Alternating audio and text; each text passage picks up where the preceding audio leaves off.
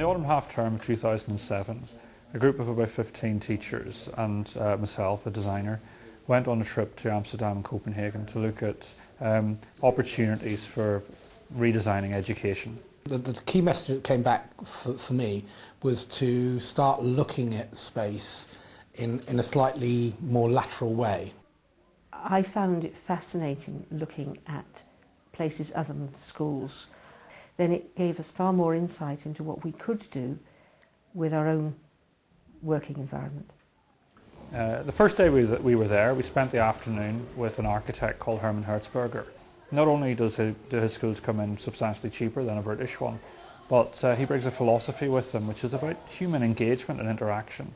The words and the designs that we saw with the architect in Amsterdam was one of the most fascinating and uplifting experiences that I've actually had within education. One of the outstanding memories for me was the lack of barriers.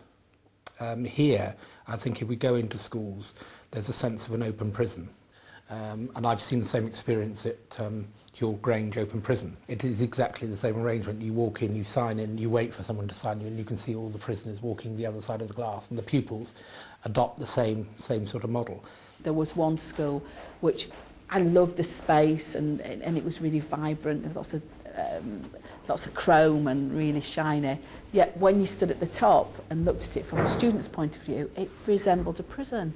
You know, it was unbelievable, and having a designer there, we were able to discuss that and what's the context in which we look at school environments. It's about control, it's about confrontation. We travelled out of Copenhagen one cold day and saw design at work in a school. And we'd gone there because we had heard that Christian Mandel had been working for about 40 years to improve the design of furniture in schools. And so what he's designed are different kinds of chair, angled very, very differently. And I just thought his inventions and what he had to say were amazing. Best school for me in terms of appearance from the outside was the old porcelain factory. The actual business of having a school in a reused building and therefore helping the sustainability agenda was certainly one thing I learned. I also like the idea, particularly in the same school in Valby in Denmark, in Copenhagen, of actually having almost 3 schools within one school, and different kinds of atmosphere were created for them. So a family home environment for the younger ones, a teenage environment for those who were 13, 14, and a kind of business environment for those who were older. One of the differences, one thing that I've come back from this trip with is trying to push for changes in social areas for young people. Because I feel if they can talk to each other in social areas which are relaxed and comfortable, then they might be less likely to be confrontational when they come into classrooms. This area, you know, is probably one of our best areas, and it's really appalling. Students are sat on hard benches. There's no soft furnishings. You know, it's very much a clinical school environment. I really want the teachers on this group to understand what it's like to be blind. And the entire experience conducted completely in the dark. I really hated it. And if you could compare that to learners, that might be how some learners feel when they just don't understand what you're teaching them. We tend, or have historically designed schools as architectural buildings, and they are statements of the architect as opposed to statements of education. The benefits of the trip are only being realised since we've come back.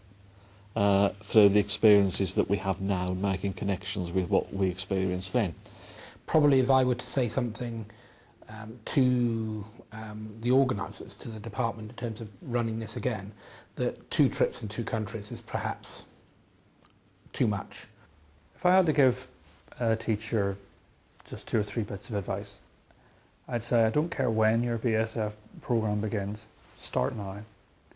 And I mean get engaged with the culture.